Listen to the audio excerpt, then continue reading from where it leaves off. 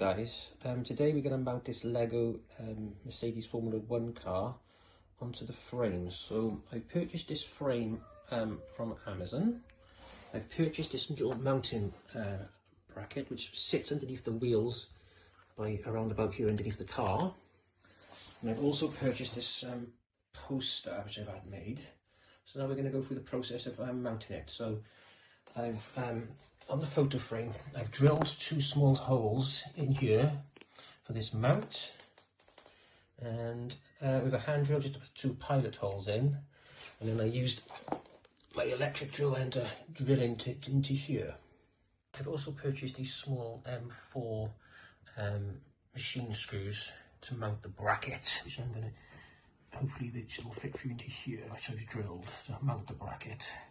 Protective coating off now, and we're going to see if it all lines up.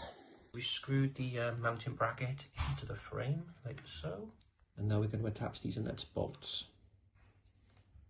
Okay guys, we've done the let's attach the nuts to the back of the frame like so. The truth, will it hold the car? Guys, it actually worked. I surprised myself. It all mounted fine.